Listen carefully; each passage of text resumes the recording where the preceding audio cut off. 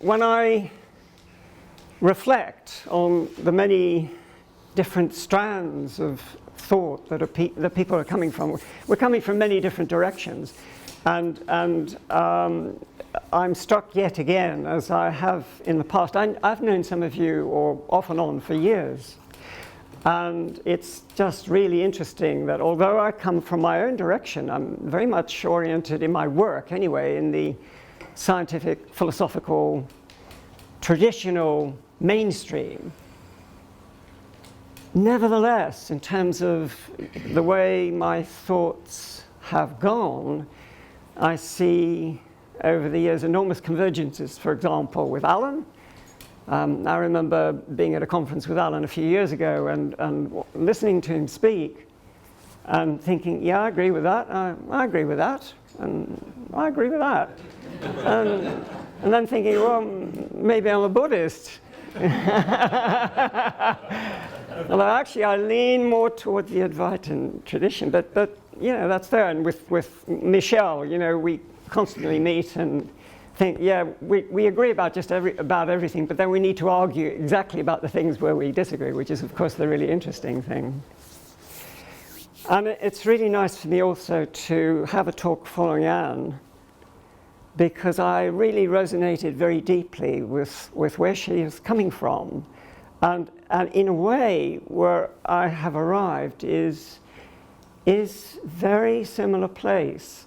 Although what Anne was doing was coming from, you know, you might say from the heart and the soul.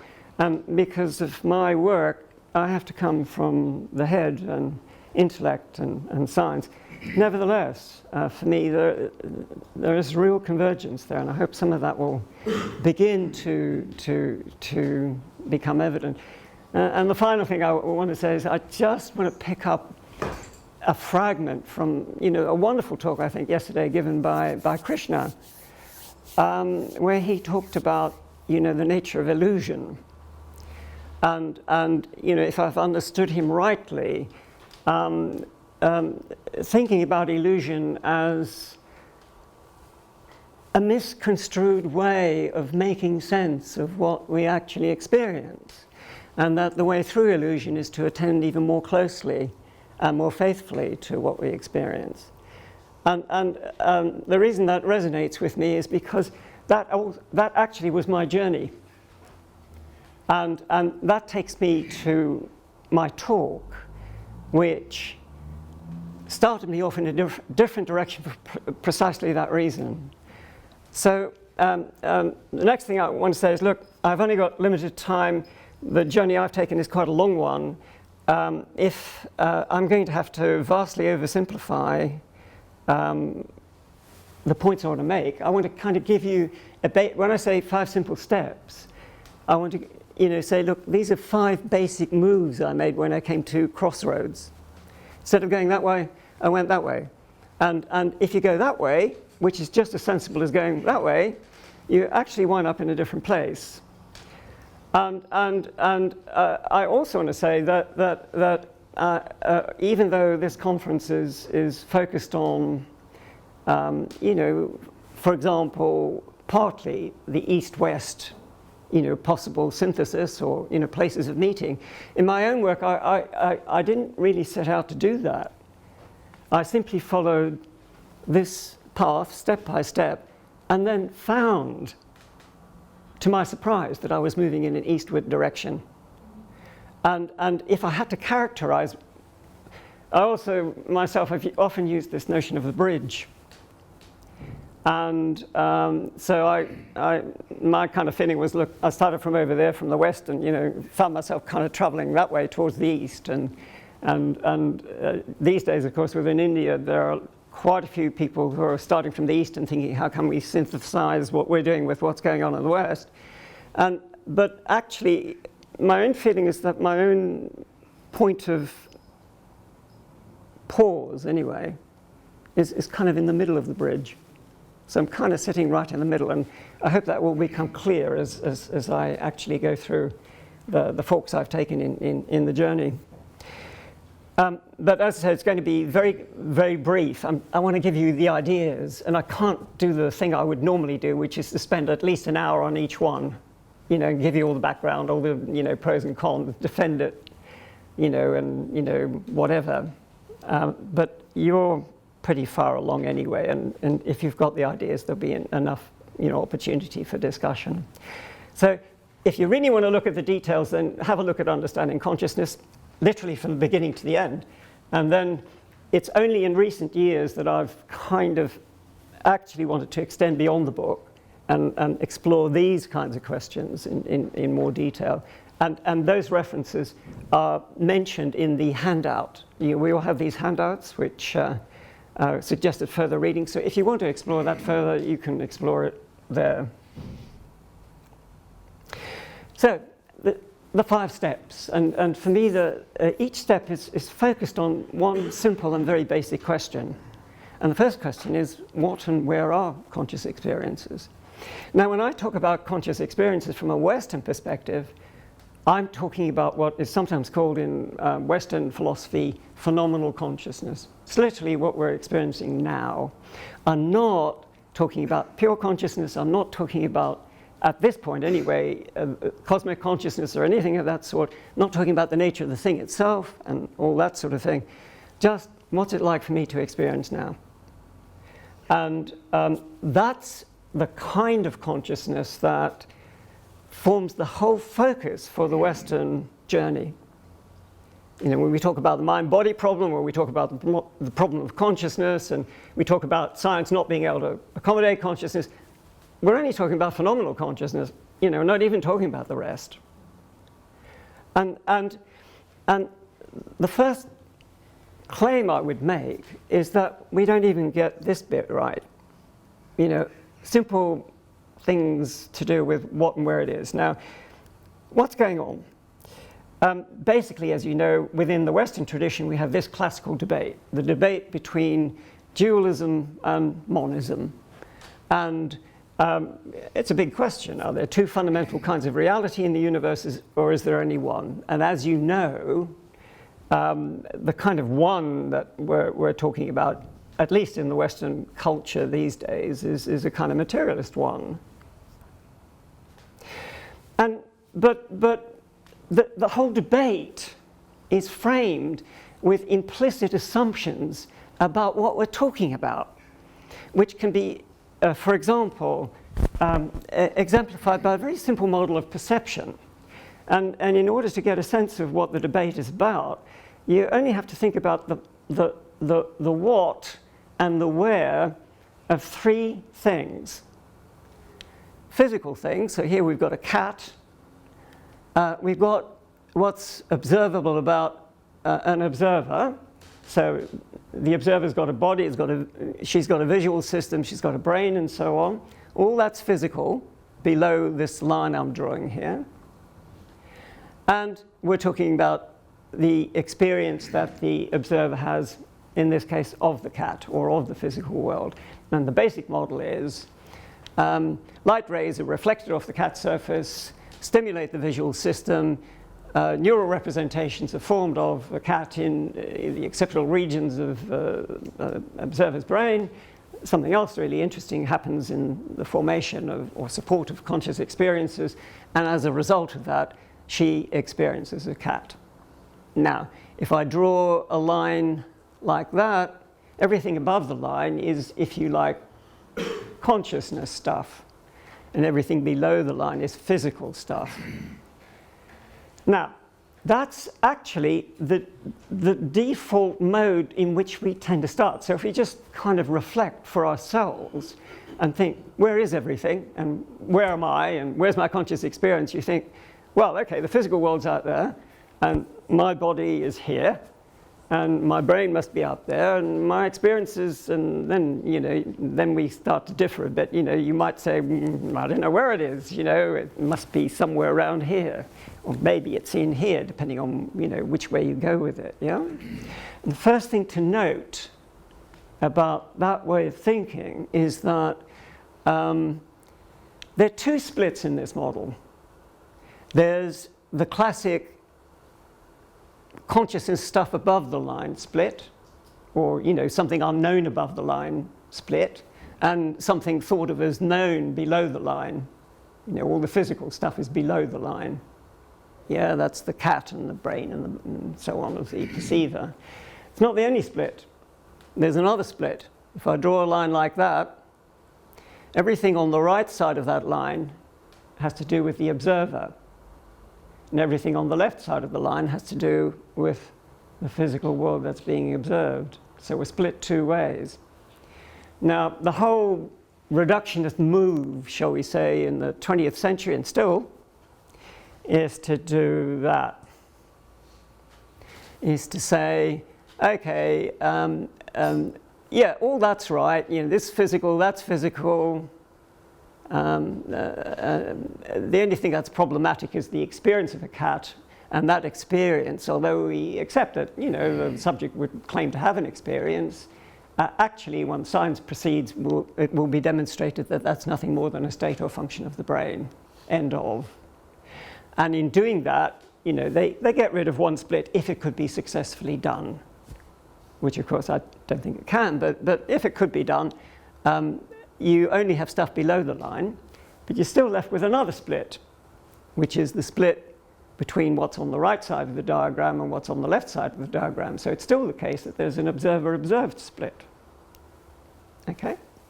That's the situation, and the whole debate hinges about which of these views is right. Now, the first fork in the road, when I first, back in 1975, before I even decided that there was anything I could absolutely add to this debate, I thought, well, I better kind of go around and think about it for myself for a bit. I won't read too much. I'll just see what I think about this. If I mightn't have had any thoughts whatsoever. And I was literally walking down Bromley High Street with this kind of model in my head. And it just seemed obvious to me that actually what I thought of as my conscious experience didn't in any way correspond to my conscious experience.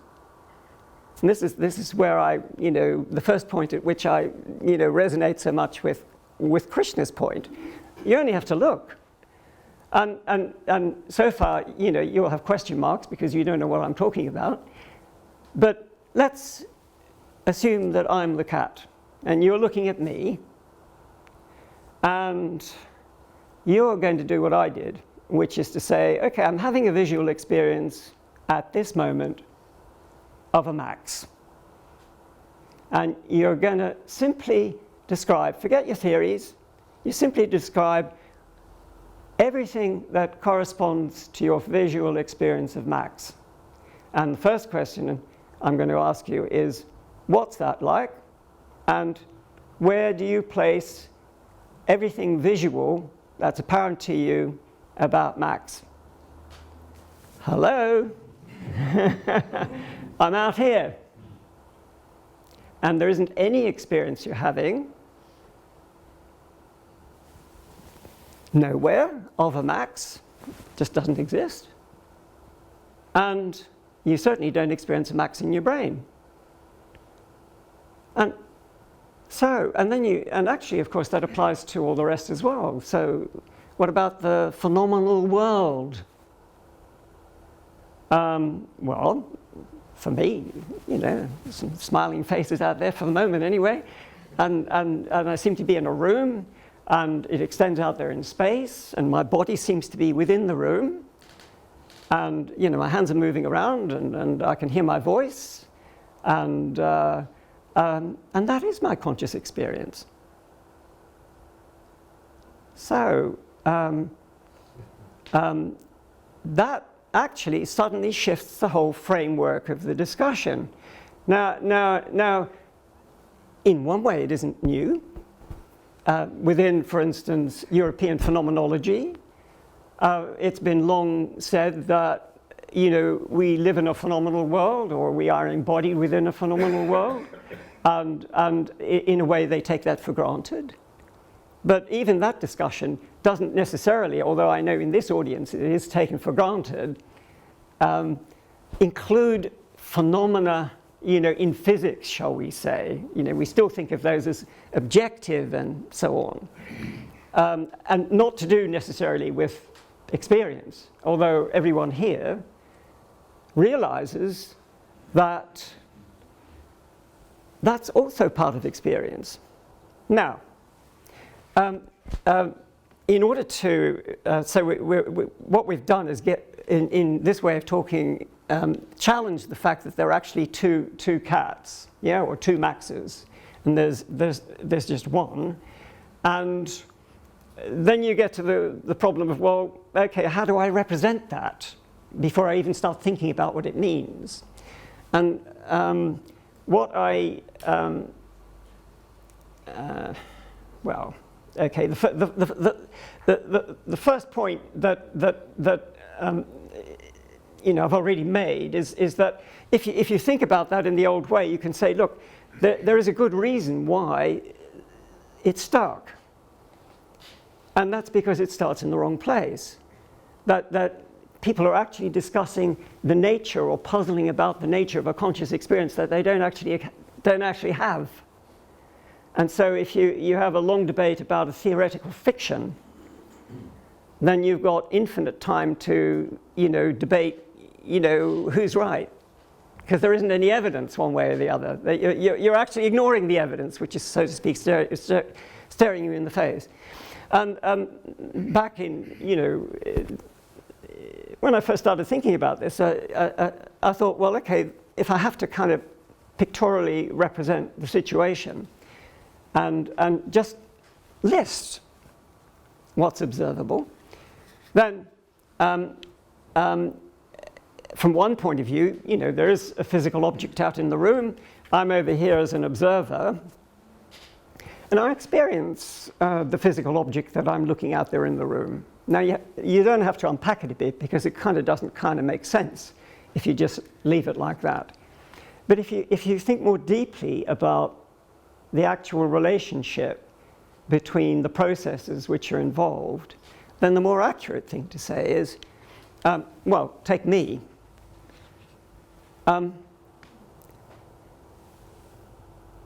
Before I appear like this to you, you have to assume there's something out here, you know, with energies, physical energies floating off, you know, being reflected off my surfaces and so on.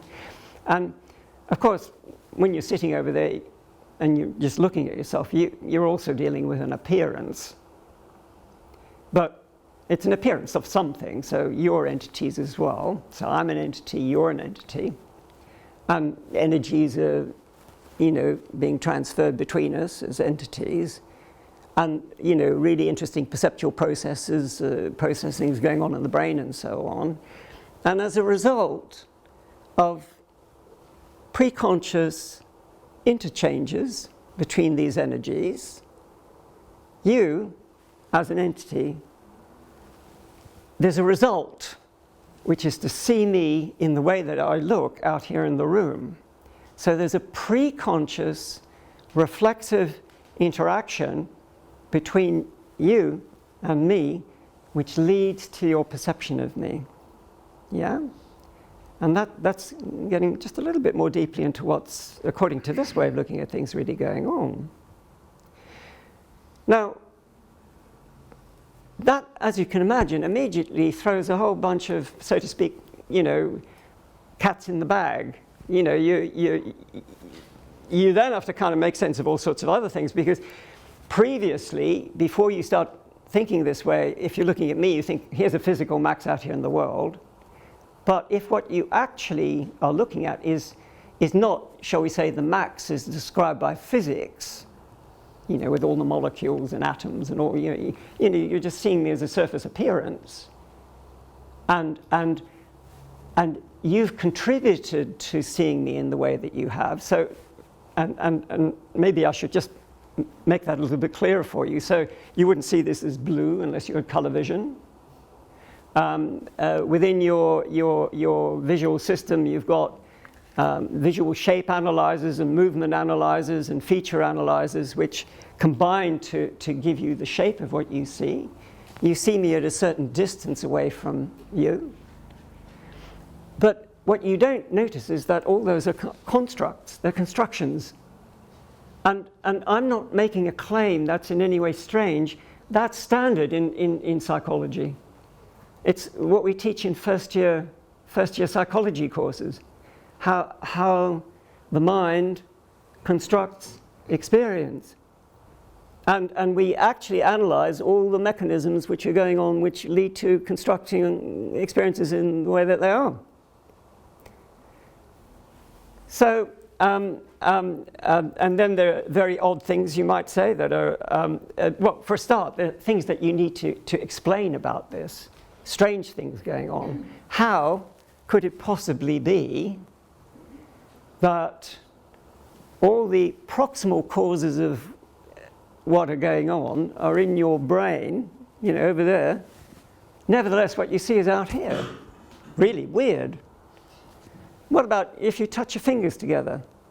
You're not talking about a visual experience or a physical object. You're talking about a sensation. Just try it. Just rub your fingers together. There's a sensation. What and where is it? At the fingertips. Don't even think about it. It's actually very strange, because what happens as you press your fingers together, as you depress the skin, the sensory organs fire, tactile receptors pick up the sensory signals, go up to the somatosensory cortex, and you get stimulation up here, and that's where it ends, but the sensation's down there. Really weird. But it's the same loop. Cause here, simulation there, the brain does some modeling, and you feel it down there. Event out there, brain makes a construction, and you experience it, at least at close distances, more or less where it actually is. And so we construct a phenomenal world. And the phenomenal world, through biological evolution, according to this way of thinking, is not a bad model of what's going on for everyday purposes. But it breaks down at far distances. So if you look at the night sky and you see the dome of the sky, you literally are viewing the limits, you know, the boundaries of the phenomenal world. But of course, there it's a really bad model, because the stars aren't just, you know, plunked around the dome. And so judged distance corresponds very poorly to actual distance. So this combination of psychological with physical. I can spend hours just talking about this, and I've got to keep moving. That's a kind of existence proof. As I say, I'd normally spend an hour on just this bit, and or 2 hours if I was going to go through the implications of it. And I simply want to give you a bite of a move. So that's one of the easiest demonstrations of the reality of what I'm talking about, as opposed to something that's going to lose you. So I remember, for example, being in the IMAX theatre in South London. You know, big thing, and you know, really they're very big, and they're kind of curved, and there are lots of seats, so you're way apart from the screen. And I was watching the film Bugs. And I've got my 3D spectacles on, you know, and lights go down, and I could see a kind of spider's web about here, you know, and a little spider kind of weaving its web just about there. I could just about grab it, just about there. And what it does in the IMAX theatre is present the visual system with precisely the cues which would be presented by a real entity just about there in the world. And of course the brain, mind, you know, whatever you care to name, does its usual modeling processes, and that's what you see. Yeah? And then we can study it in lots of ways, but I haven't got time to go into any of that, but you get the idea. So then we have to say, all right, the first thing is to say, rather than thinking of what consciousness is as a kind of, you know, mysterious nothing, or as, you know, set of neurons, if I've got to start with the evidence, then my consciousness now is of this three-dimensional room with you sitting in it, you know, my hands waving about. That's my phenomenal, you know, and obviously it'll shift as my attention shifts or the context shifts and so on. There's the stream of consciousness, as William James described, and so on. And so there are two things that are already built into this. And I'm talking about the simplest possible thing, you know, literally what's staring us in the face now. And in order to even start to make sense of it, I've had to say, look, for a start, there's a reflexive aspect to it. You know, you see me more or less where I am. You could make a judgment about it. It's only approximate. We actually study this in undergraduate psychology labs. You know, what's the relationship between perceived distance and measured distance? Yeah, it's very easy to do. You can chart it. But there's also this fact, a psychological fact of perceptual projection. Well, here we start to get a kind of interesting link, you know, between what you might call a young Westerner's, you know, observation and something that comes from Advaita Vedanta. And here I have the honor of quoting from Paranjpe and Rao, where Anand says, in Advaita, the process of sensation is understood in terms of the mind flowing out to the object, pervade it, and take the shape of the object. Didn't seem to be all that different from what I'm saying in a way. And then you say, well, yeah, we think of, we're now moving on to step 2. I've only made a tiny link so far with, you know, Advaitin thought. Then we go on to step 2 and say, well, the world just appears, and, you know, experiences just appear, but where do they come from? It's an old question, but in the West we have, you know, a very detailed study of this question. We don't just kind of, I know that, you know, from a contemplative's point of view, well, no, there are 2 ways you can study it actually. You can study it either by Western means or you can study it by Eastern means.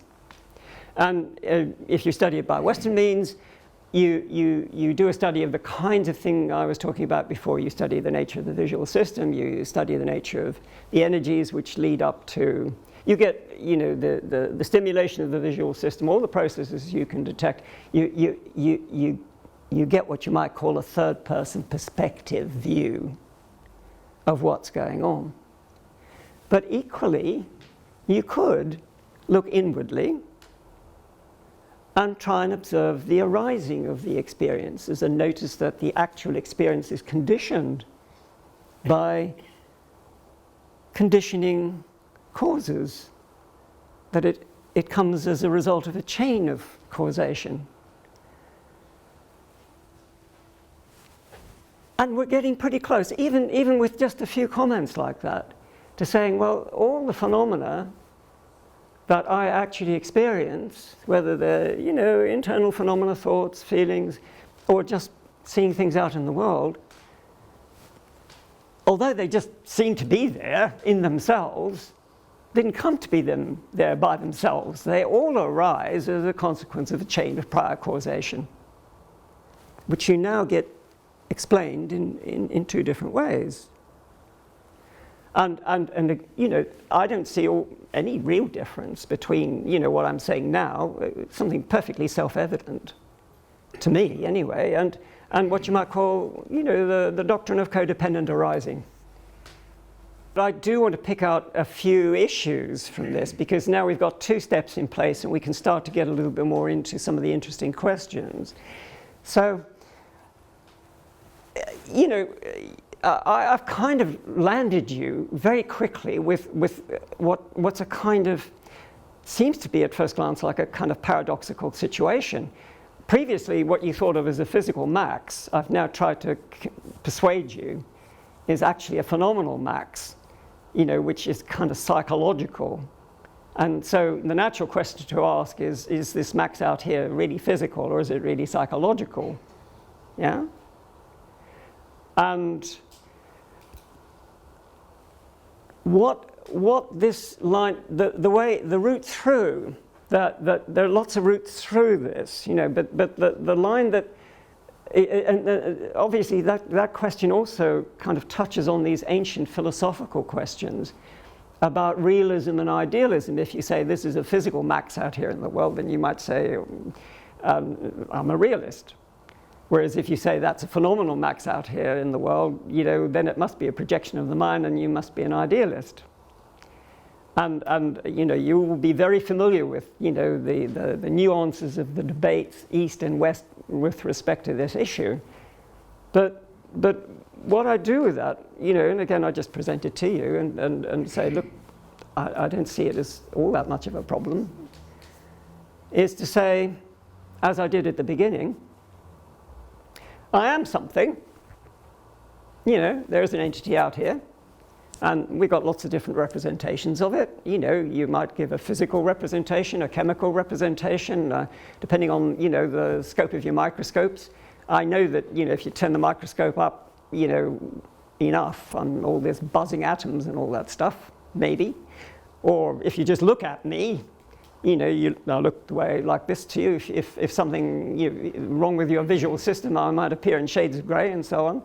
But I am something, and you see me in lots of different ways.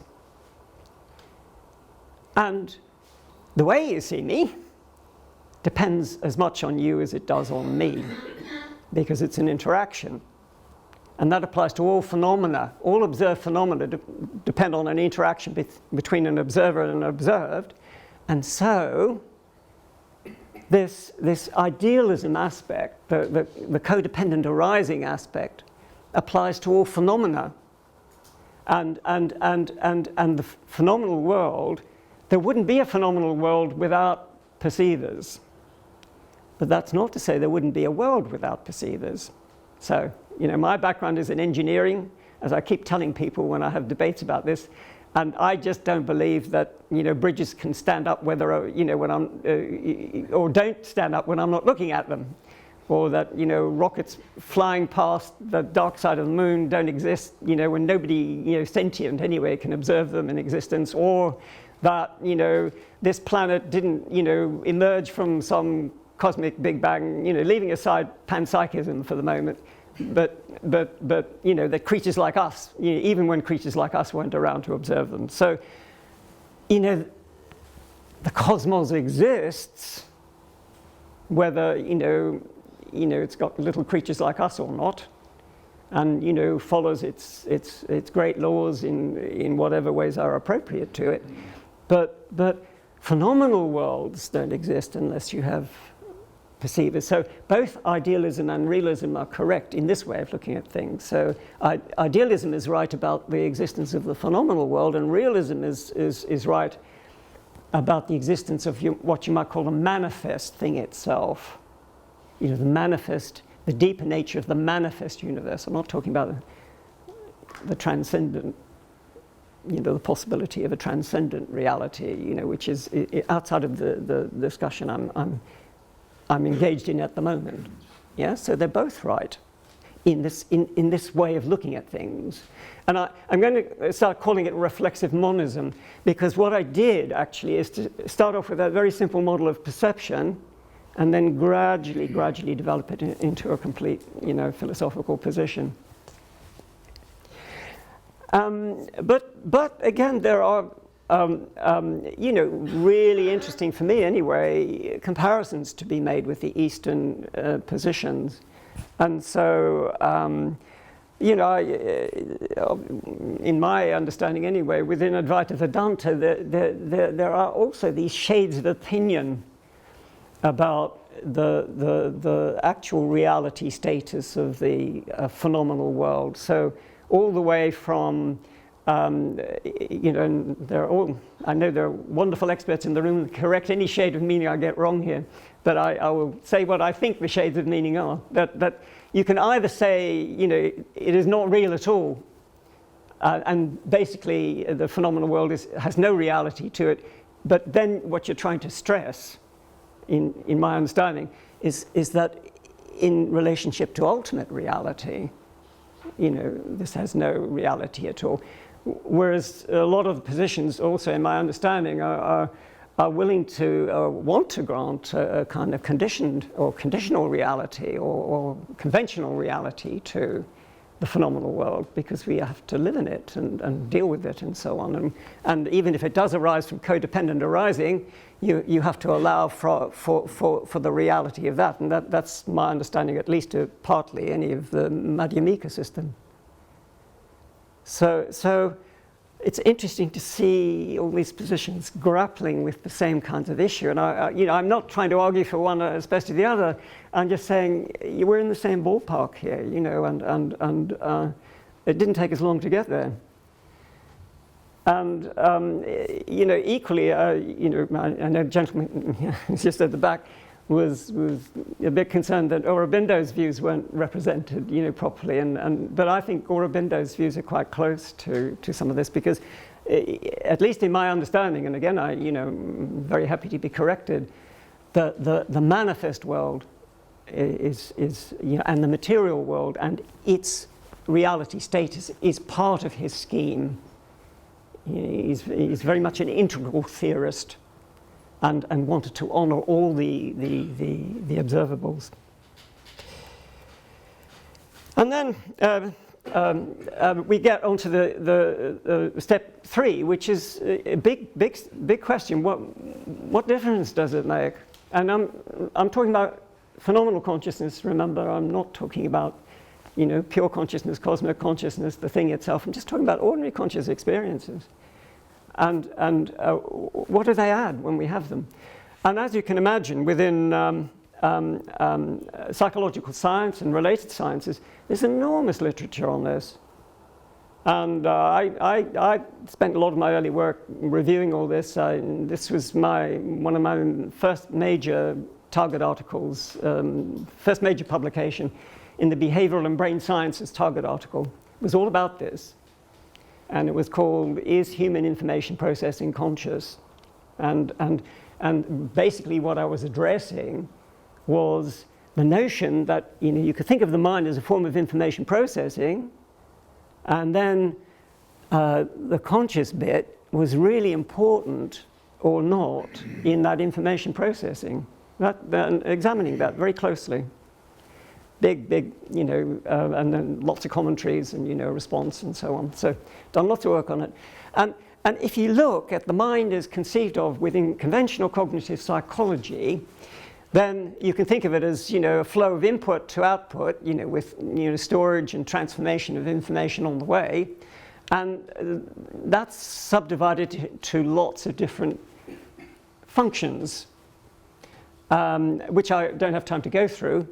But I can say to you that if you examine the literature in detail, you will find people trying to defend the necessity of consciousness for every one of these. Yeah, consciousness is necessary for language. You couldn't think without consciousness. You can't do X, Y, and Z without consciousness, and so on. And so that ties consciousness into the biological evolutionary model in a deep way. And the reason we've got it, according to this way of looking at things, is because it gave us an evolutionary advantage. And we can all rest safely in our beds. Yeah?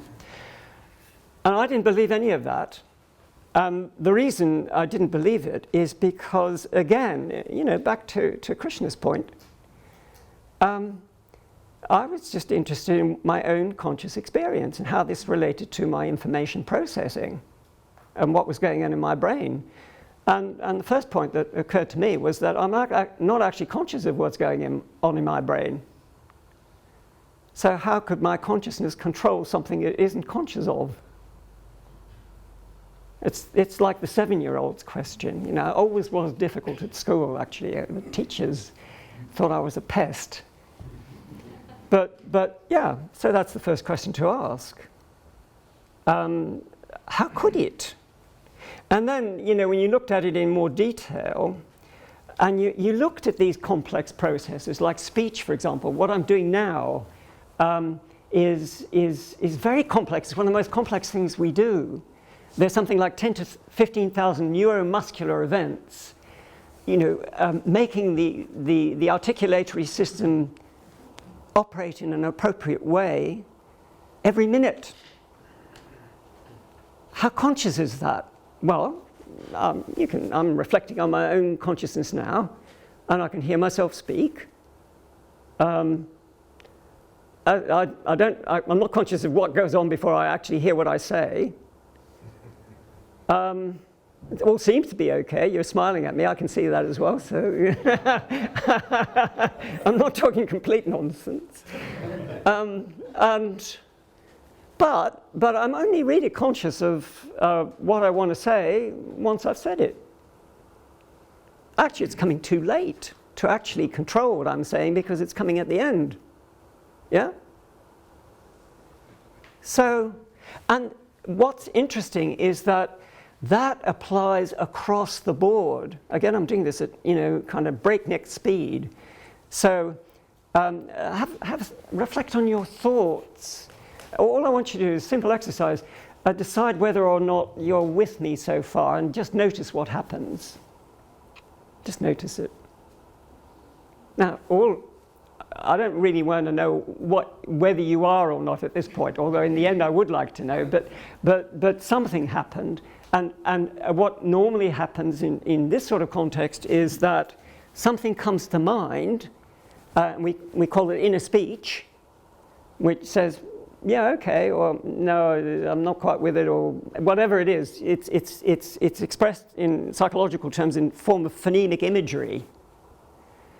But if you're a psychologist and you're interested in cognitive processes, you know that whatever came to mind, just like my speech, overt speech, was the end of something, which is extremely complex. Somehow or other you took in the information into your existing memory systems. You made it, you assimilated it to the extent that you could. You made judgments about it. Does this fit in with my belief system or doesn't it? How do I feel about what's going on? Lots of things went on, and then something resulted, something appeared in conscious experience, which was a kind of systems report. Yeah, this is where I'm at with it. But again, it came at the end. So the thought came at the end of the thinking, in which case it couldn't have produced, the conscious thought couldn't have produced the thinking. You probably want to examine that a bit later on, in question time. And I'd love to get to the 5 steps. I'm really going to go very fast rather than just stop, because I think it'd be a pity if I'll see how we go. I'll do it very fast. So again, when I go to this business of back to the conscious experiences and say, well, okay, what do conscious experiences actually do? And I'm back into the first person reflective mode. And it occurred to me that actually, well, it's only when something becomes conscious to me that it's subjectively real.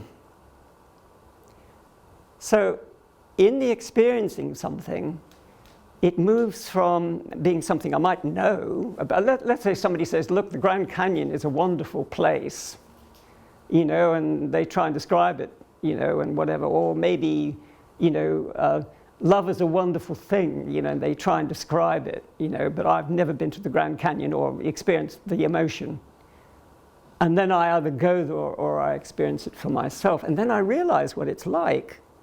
It becomes subjectively real for me. And whatever you may say about the nature of what consciousness does, it seems to me you have to allow this. And of course, the term realization is really loaded. But I want to give it, in this context, a very precise meaning. In becoming aware of something, it becomes subjectively real. For me, this is a fundamental process, of considerable importance, which can be, again, explored in lots of different contexts. And then, another small question, who am I? So who am I? Well, let's say I've gone with my own reasoning so far. No. First of all, again, as you know, this is a big one. And it's not just this is explored endlessly both in the Western tradition and in the Eastern tradition. And there are various methods of getting more deeply into the nature of one's own being or self, both ways. And I needn't go through that, I haven't got the time.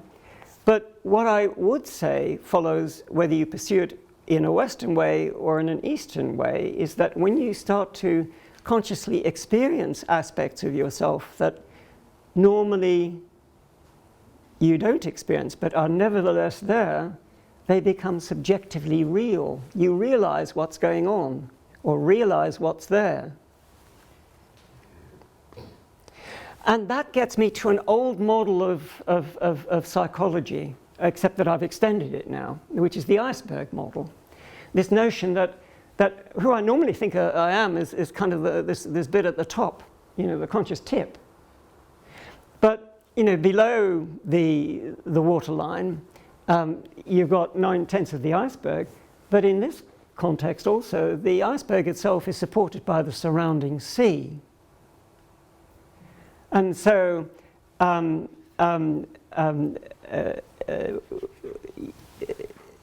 according to the kind of analysis I've been giving, when I have a thought, as I said, it's a mistake maybe to confuse what emerges in consciousness as a conscious thought with the processes that have gone on which allowed me to have that thought. But the processes that have gone on that allow the thought are still me. They're still part of me. They're part of my mind. And the same applies to my ability to see you. That there's a whole system of events, energies, and so on, which support every experience that I have, which is still me, which leads to the experiences that I'm having.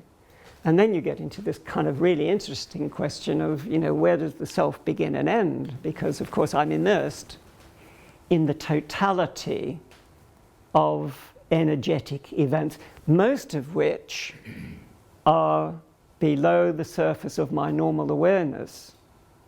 But I'm embedded in it. And it kind of, both emanate from it and it supports me. Yeah? But how I experience it depends on how far my experience extends down into the supporting ground. Yeah?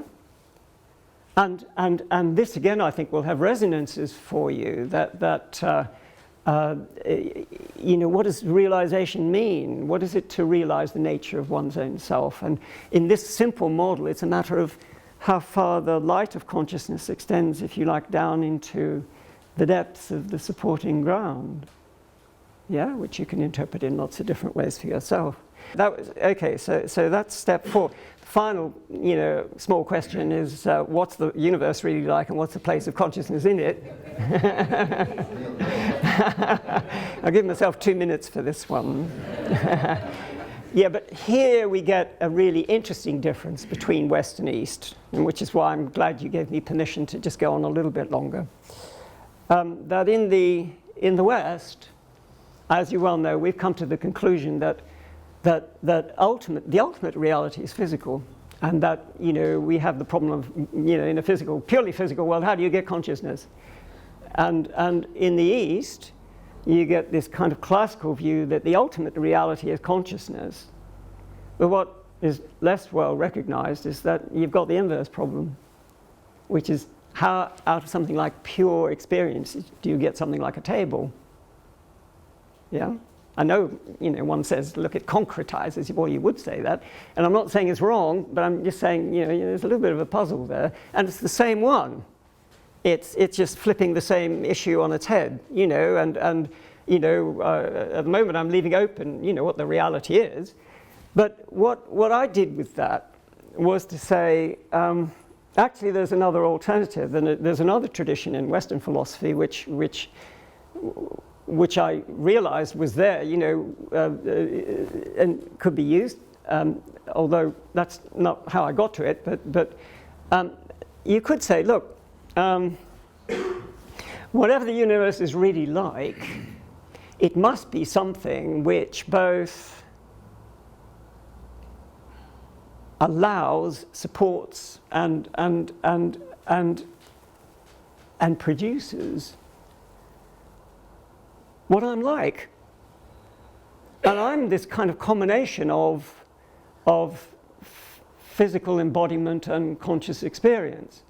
And if, for example, I just talk about the nature of mind, and you know, I'm trying to ask the same question about not bodies but minds.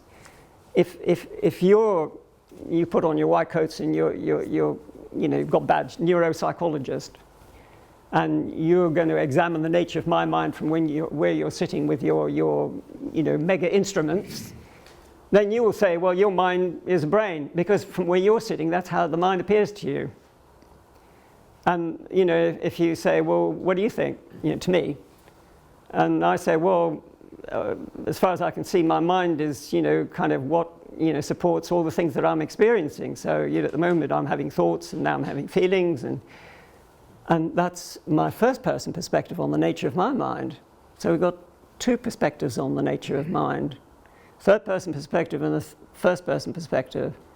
And eventually, the position I kind of came to rest with in trying to make sense of that is to say, well, all right, first and third-person perspectives are complementary and mutually irreducible, and without both perspectives, you can't have a complete description of the nature of mind, any more than in the case of, let's say, waves and particles in physics. You can't really get a complete description of what, say, electron is like, photon is like, and so on, unless you have kind of both views of it. They're kind of complementary. This isn't a complete analogy, by the way. So far it's a complete analogy, but you've got to be very careful about making these direct links to physics.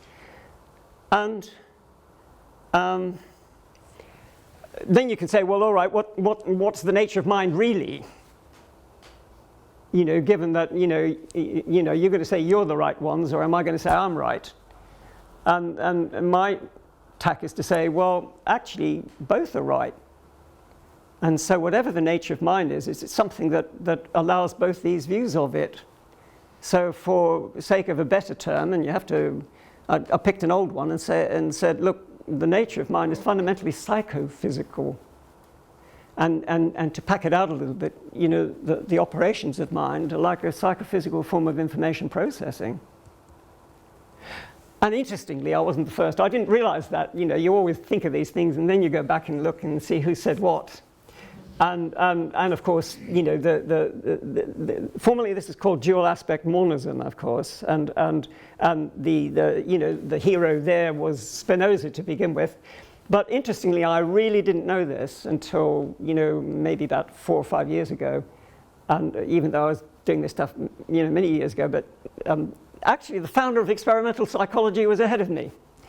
So Gustav Fechner had exactly the same view of the nature of mind, that it was psychophysical. And as some other people have picked up, Wolfgang Pauli, in his discussions with Jung, came to exactly the same conclusion. And so there is this tradition, as another way of thinking about it. And then you can say, okay, what's the universe like? Well, you can entertain at least the possibility that, the universe there's a kind of underlying unity to the universe. Let's say you believe that the Big Bang is really, something like a true description of what happened. And somehow or other it manifested all the things that we now observe, including creatures like ourselves. And we're still embedded in it, within our bodies and so on. There are the energies, the entities and so on, which go on in the way that all the rest goes on.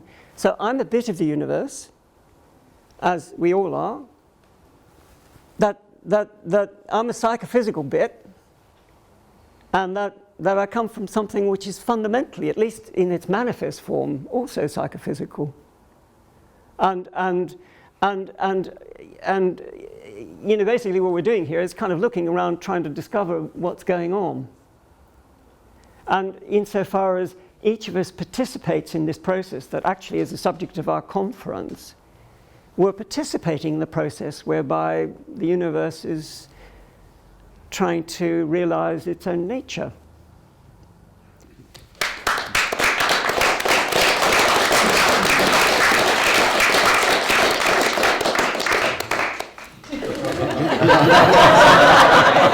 Great, good. And the only way I can deal with it is to go from left to right. So we'll start left, and then you know, by all means, remember where you are. And yes, Adam. Yeah. I'm feeling that, you know, I've heard your 5 steps before, but now, second time that I'm hearing you, I'm feeling that I can go all the way 5 steps with you. Well, that's nice. Back and forth. Yeah. Meaning that I see your reflexive monism in terms of the Vyavaharika Satta level, because Vyavahara means transaction. Vyavahara is a term from Advaita. Yeah. It says transaction. Okay, yeah. Give and take. So if you go back to the first slide where you have the cat in front of me, Yeah. you know, that is like in the materialistic term, it is the physical object and the and the subject, the organism. Okay? Yeah. And the arrow comes from the cat to the individual. Yes. In this particular model, coming from the Advaita side, the arrow will be from the individual to the object, and Right. which is where you have quoted me. Yes. Okay. And I was intrigued by what that would mean, Yes. and I found a clue, strangely, believe it or not, in Popper, Okay. Karl Popper. Because what he's saying that experience involves looking, not reacting. So he used the metaphor of a radar that is directed to some object. Yeah. If you're not attending, if you're not oriented, if you're not looking, Yeah. you don't understand. Yeah. And so, because the individual is basically conscious, Yes. and consciousness with which you start, it's not with matter that you start. Right. And so the transaction begins with the individual who is consciousness.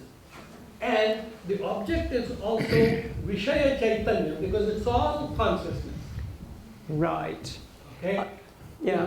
And then the reaction, all the steps that you were talking about in your chart, going from one to the other, can be traced basically within the Advaita tradition also. Right. Okay. I mean, I can give you step by step. yeah. No. Okay. I'm just giving this as a model, and in terms of what makes sense within the traditions that I'm working in. And remember that my work is conventional psychology departments, conventional philosophers, you know, and you know, I wouldn't have gone any. I can't get anywhere unless I'm already in the common shared ground, and so I'm absolutely open to different interpretations.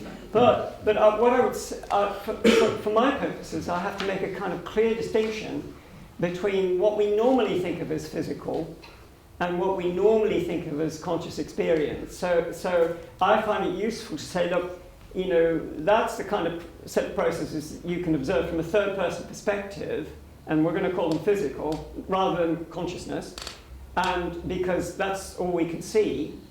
And then at a certain point we come to the end of our, you know, model, because we've got to the brain, you know, somebody's brain, and we can't see the next step, which is that they actually see something back out there. I can start with the reflexive level. No. At the moment, I'm not wanting to engage in a debate about which model is better. Yeah. So I'm willing to grant that we might have a useful debate. And okay, you would be next because I'm literally going from left to right. You'd be third. Yeah. So yeah. Okay, Max. So what I would really like to put into here is a little bit of data from the unconventional, namely parapsychology. So this is actually dealing a little bit with Anand's point as well. So for the past 35 years, we have done experiments, double-blind, controlled, very good, which have shown unequivocally that me looking at you affects you. Sure. From a distance. I can be in another room, Yes. looking at a television screen of you, and your body will be affected. Right. You will respond. Yeah. So this thing of looking at the cat is actually affecting the cat. It's a two-way process at every level, at every moment. Yes. We cannot say that we are just perceiving. Yeah. No, the cat is thereby affected. from a distance. Right. I only have to think of you, Okay. and I am affecting Yeah. you. So this brings us to the Buddhist right thought, because if I think of you with anger, your body is going to be affected. You are going to be affected. If I think of you with compassion and love, you are being affected. Sure. It's incredibly strong, this interconnection Yeah. at every level. Yeah. And this is data. This is Yeah. not just theory. Okay. And I would honour any data of that sort. And what I want to say is that across the board, not even just for that kind of example, there is a valid story, usually, that one can tell in terms of how things are consciously experienced. That's how we normally explain what's going on. So, I saw this bump into this and this moved. I was looking at that person, they had their back to me, but they noticed, that's happened to me as well. And so, whatever. And then you get into the business of what kind of explanatory model do you need to account for that. And within this system, in the same way that I said, look, when you have the conscious thought, there are a load of things going on beneath the surface, which is where you actually have to look for the energetic connections. I would say in this too, you have to look below the surface. And there are some interesting connections, suggested by this evidence that we're not at the moment taking account below the surface in terms of our interconnectedness. And so, in principle, even though I don't go there, and the reason I don't go there is because of necessity, consciousness studies wasn't even in existence when I started doing this. I didn't want to have to deal with, I don't deal with it, at least largely. I'm very interested in all forms of experience, and I'm very interested in extraordinary forms of experiences. But for the formal work I do, I have a bit of a job on my hands, even with the stuff I'm dealing with, and that's just, what can I, small person, do, in this lifetime? But I would simply honour any valid data, and ultimately, absolutely with William James, which, as Krishna was pointing out, that's the heart of science. You attend to the data, you accommodate the data, you try and be as true as you can to what you experience, and clean in your thought as you can, and then that's the best you can do. Chris? I thought the questions were excellent, and as you pointed out, we could spend many delightful hours inquiring into them. If I may, could I just be a little bit defensive for the East for the moment? Sure. In the teachings of the Buddha, not once has he used consciousness as ultimate reality. He, like yourself, is very much aware of the limitations because of I think used the table or the desk or whatever. He has used more than 100 words for the ultimate reality. These, I did a full check through every text. The limitless, the boundless, the infinite, the immeasurable, the truth, the stable, the secure, etc. Nirvana, reality, and so forth. And has avoided the word consciousness because of the very specific that you mentioned. Equally, if I may say, to be fair to the Advaita teachers, sat at the feet of them over the years, I haven't actually heard them use consciousness in the ultimate reality language. I know it is used frequently in the philosophical, psychological world as an attribute from the East. So when an Advaita non-dual teacher says, say, I am that, as a small example, all that I see is none other than myself with a different name and form, the ultimate language. What he or she is referring to that immeasurable discovery which has no limits to it. It isn't, in the Advaita tradition, the elevation of consciousness above all else. Thank you. Thank you. Yeah. Max, you shared with us your early orientation as an engineer, which I take in part to mean somebody who uses models and truth in order to build things, Sure. which gives me a little freedom to ask the following question. It came out in some conversation a few days ago that you have read Huxley's book, Island, and I believe admire the culture that he depicts in that Sure. novel. How does this model and the truths that it may represent, how would you use them to build that culture?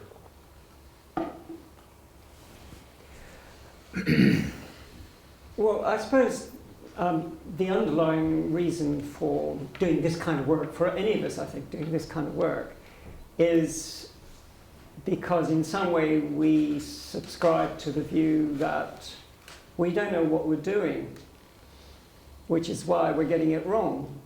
And so if any of it contributes to, something true, something really that we both conceptually and intuitively feel to be true about our own natures, and that would have to be a kind of understanding of who we are that is nourishing in some way, as opposed to something that desiccates us, which the currently dominant models do. Then in a small way that makes one contribution. But as you know, and you're right, because we were discussing the other night, this is a wonderful prophetic little book, if you haven't read it, Island by Thomas Huxley. Aldous. Of course, Oh. yeah. Well, yeah,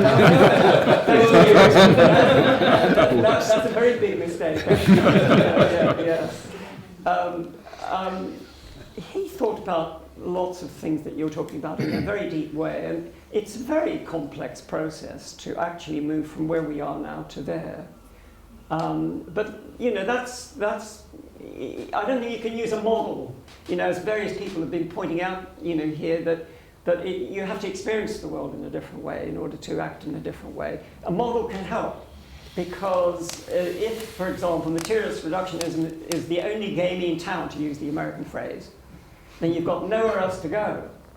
And if actually somebody comes up and says sensible things and you can't see what's wrong with them, then the hope is that eventually, whether it's this or something else, that will have, some sort of impact to, allow us to entertain the possibility that actually maybe we are embedded in something bigger, and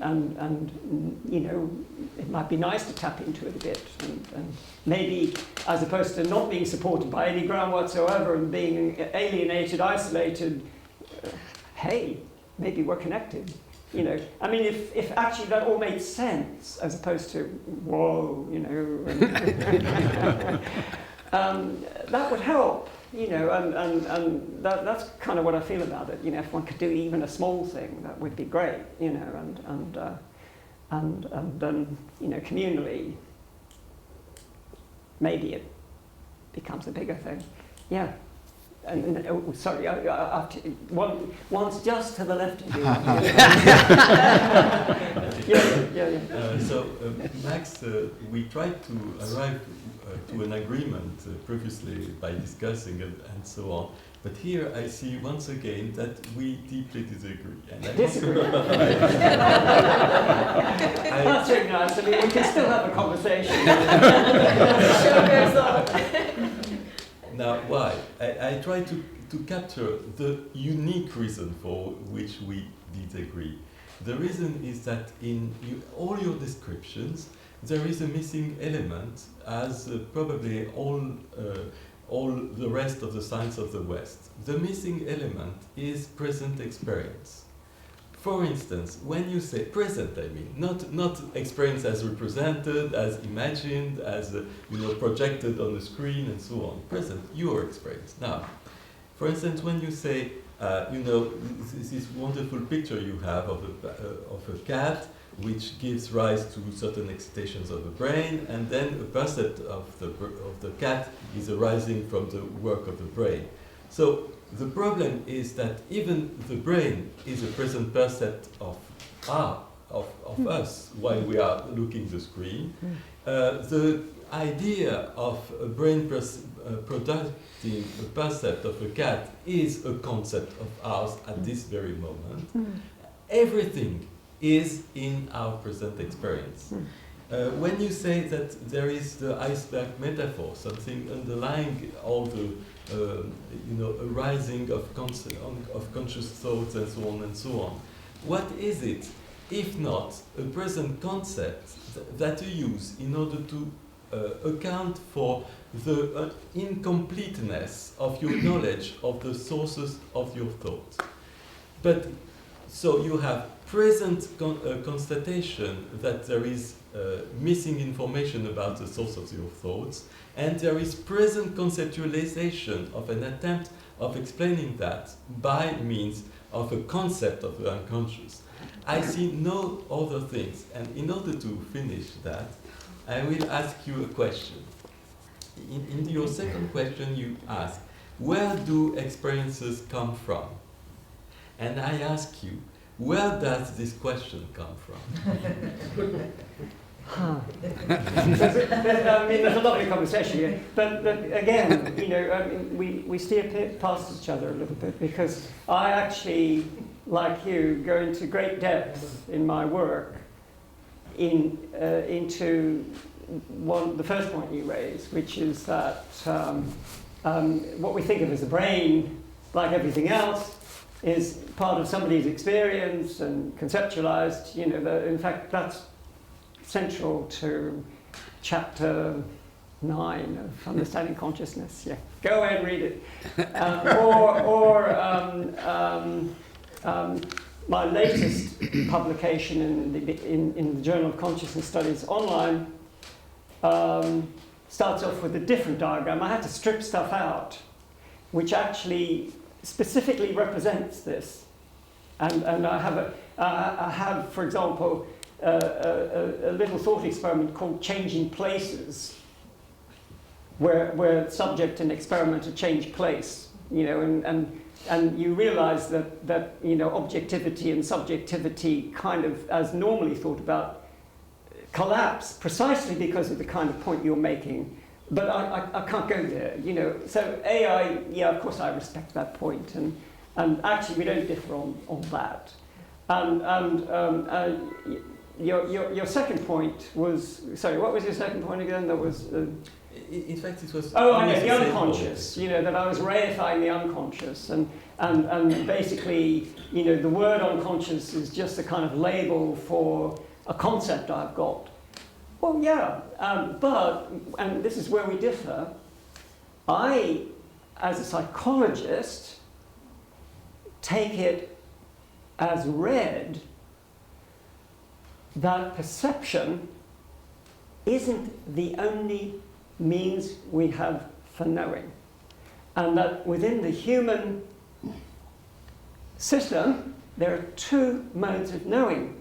One is conceptual, one is perceptual, and from babyhood onwards, human babies learn not to completely trust their perceptual systems. And they do that by higher order representations which show what's constant in spite of the variation. So I perfectly accept that even though I can't see atoms and they might not be there, I perfectly accept that I've got a brain in here, and even though I've never seen it. I perfectly accept that if we're really unlucky, there's carbon monoxide in this room and it might kill us, even though we will never experience it. It's not part of the human repertoire.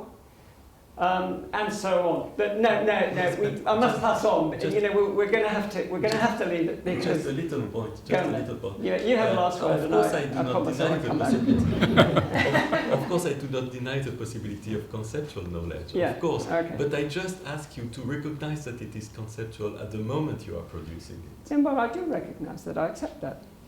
But sometimes. No, that's fine. We've only got 10 minutes left. Yeah, go on. Yeah.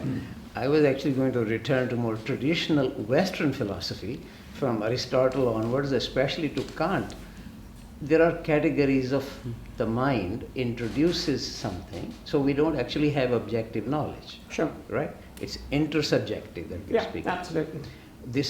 But it is important that it is very much insisted that in a serious mystical experience, the mind is out of the way. Or expression used in Buddhism very much, akinchan.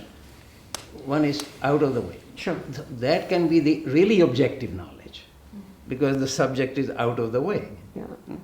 So it's already a contrast with the scientific knowledge. But more importantly, then the question is, you say conscious thought. My goodness, within myself, even during the time sitting here, I have various levels of this so-called conscious thought. Yes. Sometimes I'm just fed up. Why isn't he getting on? Yeah. Or sometimes I'm feeling very compassionate and loving. You know, Max is working very hard. So I mean, so I see. So I see that so-called conscious thought has certainly many levels, even within me. And if the Buddha was sitting here having a conscious thought, I can imagine it must be at a very high level. So what do we mean by conscious thought? Okay, that's the question. What do I mean? I mean all the things that you're talking about. So no, I'm not being, I wouldn't, you know, I'm not trying to score a point. I'm just trying to be honest with you. For me, you know, okay.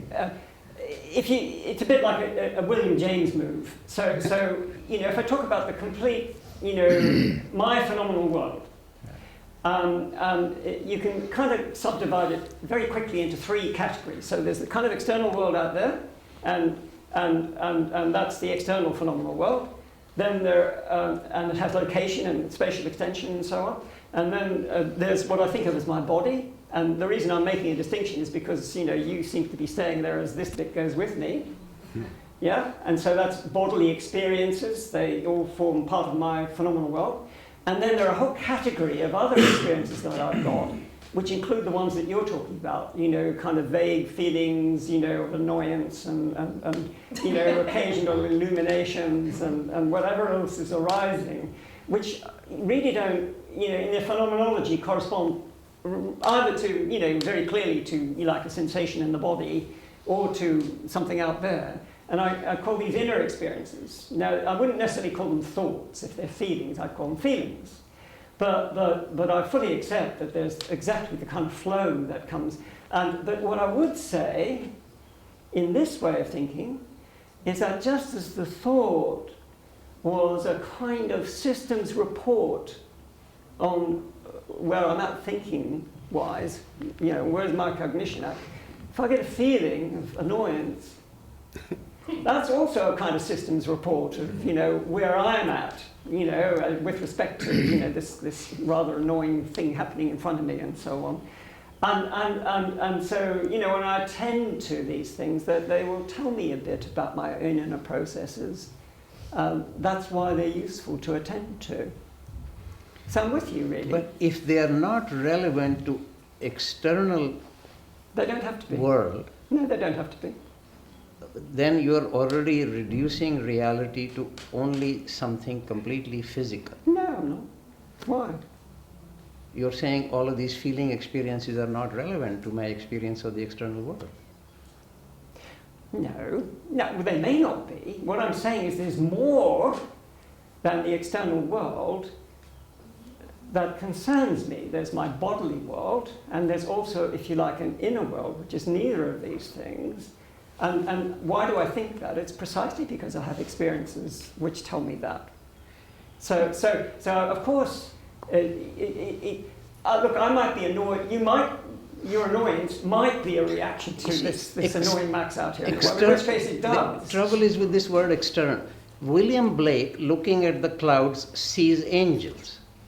The way you are expressing external world, nobody could possibly see angels because they are excluded from the external world. No. What I would, they're not excluded from the external. If an angel suddenly actually materially embodied, you know, and I wanted to say that materially embodied. No, don't jump in. Let me come to the end of my sentence. Let me come to the the end of my Now sentence. you're okay. I'm just trying to complete the sentence. And I don't even rule this out. You know, in my universe, I'm not sure what's going to happen in the next moment. You know, but you know, there could be one sitting on the table, and then I would say, look, there seems to be an angel sitting next to me in the external world. But there is one. Well, no. Hang on. Let's say you saw one. Yeah. What I would say is, okay, maybe there is one. I don't experience it. You know, so I haven't realised that there's something there, but I actually do accept, and I live in Totnes, and, and there are people in Totnes that do see angels. And I hear many stories because I'm involved in consciousness studies. I never dismiss anybody. I just accept that I've got my own limitations, really, and that if someone is genuinely telling me a story, at least I have to open to the possibility that in some way this is veridical, and then it's exactly as Krishna is saying, you just hold it lightly. You don't have to do anything with it if you don't know what to do with it, and you don't have to make a judgment, you know, one way or the other about the person who's telling you. I mean, I simply make the judgment, are they authentically telling me something that's meaningful to them? And you know, if I can do something with it, I do, and if I don't, I just stay with that. So we're not really that, you know, yeah. Thanks. An immediate subjective report. I'm very appreciative of your earnestness, both in your presentation and in your replies. So I wanted to say that.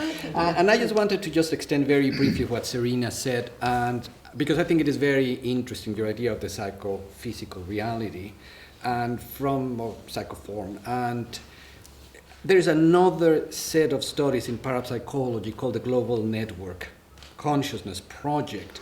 And in a nutshell, what it states and what they have found is that when there is no external global event that has a strong emotional implication for millions of people, they have random number generators throughout the globe that continue just producing random numbers. There is no deviation from randomness. But when something happens like 9/11 or the death of Diana, those random number generators throughout the globe start deviating significantly from randomness. So that would seem to go exactly into the notion of there is an experience by many people that end up impinging directly into physical, if you will, into some kind of events that without that kind of experience would remain just producing randomness. So that was it. Okay, thank you. Okay, I've got to abide by my own rules. So maybe one more question. I mean, can somebody vote as to who should have the last? Let us. Why do you have to go by your own rules? Let us agree to suspend his rules. No. If you're outvoting me, I'm very happy to. I'll do one. The next session also is just to talking about it. Why don't we continue the next session just going this way? I'd be delighted to if you allow me to stay a little bit longer. 15 more minutes. I know I'm being a bit unfair to others, you know, but yeah, okay. Where were we then? If we go on then. Sorry. Yeah. Okay, I feel like jumped in a bit. Just one kind of reflection I had while I was listening to you. I mean, I found myself very attracted to what you were saying, and then I get this idea that I'm, you know, when I see a cat or when I see you, there's something from me projecting onto you. And then, of course, you made the thing about making links with Eastern thought. And I find myself thinking, yes, they say the same thing in Abhidharma or this thought. And then I find myself thinking, hang on a minute, do they really say the same thing in Abhidharma thought?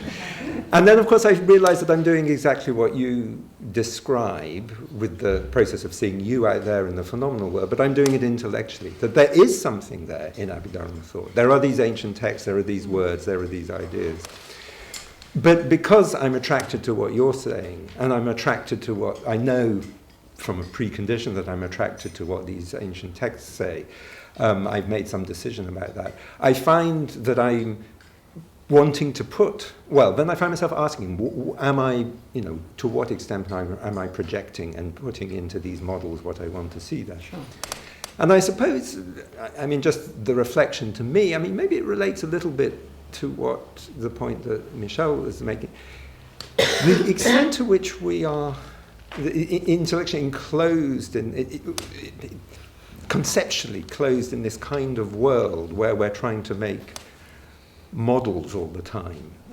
And the extent then, I mean, in terms of what we are actually collectively doing here in exchanging in ideas and talking, and the extent to which our, we hear ideas, we project onto them, we form views which we grasp at. And again, this relates perhaps a little bit with Ravi, this whole complex of what is going on in terms of our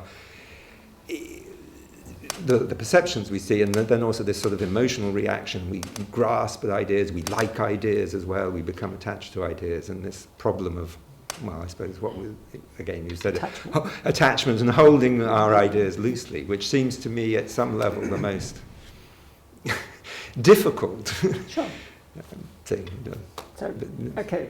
I mean, it's just a reflection on this. Fair enough. Yeah, okay. Yeah. Thank you, Mike. Talking about the kind of to be the perceived and the perceived, the observed and the observed, but at what level does that occur? And it's probably a difficult question, obviously, but for instance, a cell can perceive, it has sensory system, it can perceive what's going on. Sorry, a cell. A single cell, yeah. for instance. Yeah. So why is it that we perceive our world at these different levels as an organism rather than on a cellular level or on any other level, maybe on a oh, you mean at this moment, given that we're composed of cells and so on? Yeah. Okay. It's a really interesting question, and it bears on lots of different debates, and it also kind of bears on the fundamental problems of panpsychism and so on. And in fact, I'm sure I was discussing this over dinner. I don't know which dinner it was now. For a start, it's really interesting. And as you kind of suggest, cellular life is extremely complex, amazingly complex, and there's a whole intelligent little system down there. So why haven't I got cell consciousness? When actually there are all these individual cells. So what we're faced with is certain, what you might call initial facts of the matter. Yeah, I'm composed of, lots of different organisms. Some of them aren't even identified with me because they're viruses, bugs, bacteria, and whatever. But I'm sitting here seemingly as what I think of as a max, as a unified being. So the next thing you have to say is, well, given facts, you have to think of a way of making sense of the facts. And in a way, that's the question that you're asking me. Now, it bears a little bit on the debate we never had earlier. That remember we were talking about panpsychism and Alan and I nearly got into a discussion about it. And over that was the dinner conversation where I was saying, look, there are certain other things, there are all sorts of other phenomena where it just naturally happens that as small things become parts of bigger things, they, so to speak, release their, let's say you're defining let's say you adopt the view that the experience that is associated with any kind of sentient entity will in some way be deeply tied in with actually both what it's made of and how it functions. Now that would be a consistent thing to say with a view that said, look, the world is fundamentally psychophysical. Yeah, but how that psychophysicality is expressed will depend on, evolution of form and function. Now, because I have a background in engineering, one of the examples I used was, well, you take a transistor, and it always does the same thing. You kind of put certain potentials on it, and either it will fire, and other potentials on it won't fire, and that's all it does. But you could use it in the memory system of a computer. You could use it in a counter. You can use it in lots of different. So once it gets tied into a bigger functioning whole, it, so to speak, releases its micro function. It's still doing what it does, but there's a kind of supervenient functioning. And actually, and then the thought is that there's a bigger chorus now, which is taking over from the micro choruses. And actually, the most popular download of my online papers is called The Evolution of Consciousness. It was published in 2012. And in it, I do a quick review, which I do in more detail in my book, about what's currently known about the neural correlates of consciousness. And in it, I actually put the possibility. What's interesting about the neural correlates of consciousness is actually, if you look at neurons which are supposedly associated, which are perhaps associated with conscious experience, amongst the potential ones that are, let's say you're talking about the whole visual system, and only some of them are associated with this experience now, and other ones are not. And you're trying to work out what's the difference between the ones in the visual system that at this moment are not, associated with our experience versus the ones that really are. And actually, what you find is the ones that aren't associated with what I'm currently experiencing might still be firing. They're doing their own thing. According to the best possible model existing at the moment, the ones that are associated with what I'm experiencing now, firing in synchrony, or something like that. That's a very popular current model. It's a bit like various subpopulations of neurons get engaged as my visual system swivels around. And the currently dominant, theory of what's going on is that there's a kind of competition in this for what you might call a global workspace, which is a place where all this kind of competition takes place. And you get coalitions of neurons. You say, hey guys, let's together. We're going to be dominant here, yeah. But all the others are still kind of doing their own thing. And I say, well, actually, the neurons aren't different, and their activity isn't different. There's just more activity going on in some of them, and they're doing it in synchrony versus the ones that aren't doing anything. And then I suggest that the difference between the ones that are not doing anything, are doing their own thing, and the ones that are all doing something together, can be compared to a football crowd, where the singing of the crowd drowns out the voices of the individual voices. You're simply drowned out. Like if 1,000 of us are singing together, who's going to hear the one? The one might still be chirping away, but the rest of us don't take any notice. And I mean, it's only a theory, it's only a metaphor, but whatever the truth is, it might be way off the wall. But you'd have to work out something of that kind, I think, in order to make good, an answer to that question. Yes, Krishna. What directs this increasing complexity? Sorry? What directs this increasing complexity? In what? Evolution? Yes. Well, I'm open. So that's where your Eastern concept of a consciousness that connects everything. Yeah. That's why I said I'm open. I was in anticipation, starting to hedge the question. Lenderman says that a human being is just the star's desire to look at itself. Yeah. No, I resonate with what you've just said. To me, that's a very meaningful thing to say. Obviously, there is a biological story you can tell, and part of the that paper that I just referred to says, look, there is a place for Darwinian evolution in this story, but you need the notion of co-evolution. So if you really believe that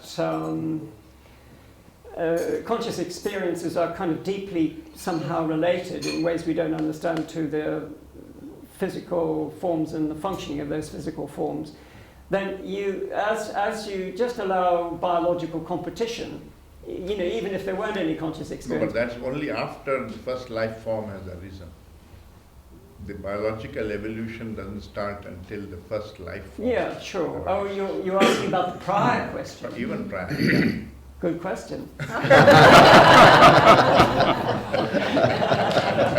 You know, I just, you know, it's a bit like, you know, when you don't know, say nothing, or just allow possibilities and. Or stay with the question. Yeah. I'd like to make a suggestion. Yeah. Why don't we take a break, and then we can continue afterwards. And I would like to invite you to be the moderator. But why don't we just take a break now, and then we can come right, because I think the next session is open anyway, isn't it? But I really want to move on to the next phase for us, because you know we're coming to the end of our story, and I want you guys to kind of come back into it now, because the next bit is well, today is you know towards integration. So my thought is, look, I have more than my fair shot at this, and I really now want to take the role of purely moderator and chair, and allow you all to because too much has gone on, and yeah, I love, you know, I'm enjoying this, but I'd rather just quickly, you know, I really want to finish, and then okay, we can start 5 minutes later. We need a coffee and so on, but yeah, go on. Okay, then I'll go. Yeah. And that is, when I see that one phrase, there is one psychophysical universe, and then you are very daring when you say the thing itself. Yeah. We've gotten the Ding an sich, we actually nailed it. Yeah, but it's not a Kantian one. Leaving that aside, yeah. This then in my mind I'm asking what's the question for which this is the answer, and I see this really very much within the continuum going back to Galileo and of course much earlier, and that is God's eye view, and that is before all these appearances. I'm looking in your direction. Now we're coming right back to my experience right now. I'm looking this way, and these appearances are there, right? But before I looked, what was already there? Yes. And before anybody looked, by way of our physical senses, what's already there? In other words, what does God see before we came on the scene? And I think that question is rooted in the book of Genesis. And all of the pioneers of modern science, their world was rooted in, literally, the book of Genesis. Yeah. And so we come along on the sixth day. The universe, that one thing was a fait accompli on the sixth day. And when we came on the sixth day, we came on. But the whole thing was finished on the fifth day apart from us. So it was already a done deal. Metaphysical realism is absolutely built into the Jewish Bible, the Genesis account itself. And so now we try to figure out, just as a point of contrast, Buddhism just has no flavor of that whatsoever. That is, what does the universe look like from a God's perspective? We have the Genesis, and then we have the Buddha's teaching on the Four Noble Truths, and the first thing he says is, there's a reality of suffering. We don't ask, what was suffering like before anybody experienced it? Yes. You don't ask that question. Right. And when you're asking what is the cause, where Buddha doesn't go is God, fate, demons, Buddha, ultimate reality, destiny, none of the above. Yeah. He's seeing something as manifest in the loka, which is definitely the phenomenological world. There is no loka independently of a phenomenological world, the experience world. And so, but we're dealing with something we all immensely care about, maybe more than anything else. Yeah. And that is, if I'm in physical agony or mental anguish, that really captures my attention. Sure. And I cannot doubt it. Yeah. And then I'm asking why, because I'd really like it to stop. Yeah. You know. And then I don't go off to making offerings to gods or questioning why fate, why me. I look right back into my experience. Sure. And then in terms of the third noble truth is right back to your experience, and the fourth noble truth is it never departs from loka. It never comes out of experience. Whereas the whole of modern science arose from outside of experience. Sorry, from outside of experience. A question about something outside of our experience, the first 5 days of creation. Oh, right. We came on as an afterthought, and the women were the afterthought, right? Came out of men. And so really, talk about derivative. But what are you challenging? No wonder you're the low people on the totem pole. You're the afterthought. Alan, if I could just focus, because I just feel I need to stop. It's not that I want us to carry on with the next bit, but what is there a question that you have for me? It is an observation about and a challenge, and that is the notion of what exists prior to perception. Then we can ask what exists prior to conception, because if we come to, and you said it actually, what's there before any perception is, well, let's say particles and fields. Yeah. Particles and fields. But from quantum mechanics, as soon as you try to think of particles independent of experience, you are up a dead end. If you try to think, since 1865, Maxwell's equations, as soon as you try to think of fields, of how they actually are, it's a dead end because it's pure mathematical abstraction. Sure. Yeah. And so whatever we're trying to conceive of as being out there prior to experience is actually utterly unimaginable. So to say a word like a field or particle, we're talking about something that's unimaginable. If anything comes to mind, that is purely a product of your own mind. Yeah. It is not a reflection or representation of something out there. So I'll end on this note, and that is, we can ask what is out there prior to perception, but we can equally ask what's out there prior to conception. Yeah. And the answer is, it's just more conception. Well, and so it really is. And so then if you ask, okay, prior to it, does it exist? That's a conception. Well, and it's a human conception. Does it not exist? That's a human conception. Yeah. Both human conception, neither human conception. Therefore, tetralemma, empty. No, I can see that you can go there and you can argue consistently, but I wouldn't go there. And, you know, I'm not bought into, you know, any doctrine. I'm just, you know, kind of me. Well, that's something else. That, you know, you didn't go there. That's I shouldn't have put that up. No, hang on. I just want to answer this. Yeah. That what I don't buy is that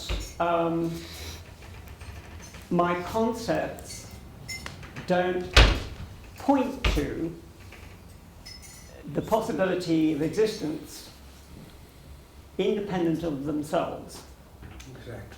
It's as simple as that. And I think that's a conventional position in Western culture and probably lots of Eastern culture, which is completely defensible. But it's a long, you know, we need to, I can't honour what you know, the long exposition without, but that's another bit. Yes, Jonathan. And I think we should, okay, and Anuradha, you're the last. Because, yeah. Oh, sorry, Tatiana. It's okay. Yeah. Mine is, goes directly from what you just said, which I accept. The idea, whether you call it Dingon's-ish or anything, it's fundamental, the difference between my perception and the thing perceived. I didn't want to say this, but every one of us knows we're an existence that is different from the other people's perception. That's a precondition of discourse. You are different from and I know I'm older than you, I think, so I know I exist independent of yours, and the precondition, instinctual one, of discourse is there is another like that I'm communicating with. And if that's the case, then it could be for all the objects in the world. That isn't what I wanted to talk about, but I wanted a question. Your presentation forced me to think in a way that I haven't had to think subjectively in many years, and about a topic that I didn't want to think because I thought it's absolutely too difficult, and I want to say what it is, and because it's relevant to your conclusion. I have two things. One, I have the standard scientific account, which I at present accept, that there is this objective reality and my nervous system is impacted, and that creates sort of a projection of awareness in my phenomenal awareness. The second thing is both logically and actually direct experience. It's completely evident that my own awareness and my own consciousness, and you are in it, the perception of you is in it, and it's not here, it's out there. So all of that is beginning, but somehow the way you said it, here's the question. Yeah, okay. If my consciousness is out there, in objective space, which I believe in, if it is out there, why on earth does something at this one point in it have to be interacted with to generate the perception? And I won't say what I'm thinking on the answer, but I think the only way to account for that, I'm very surprised by this intuition, not completely comfortable with it, is the Advaita perspective, and I think Spinoza gives the mechanics by which you can make that connection. But that's all I want. Okay, I'm going to have to let it go because it's a deep That's all I conversation. wanted to say. Okay, thank you very much, and sorry to keep you.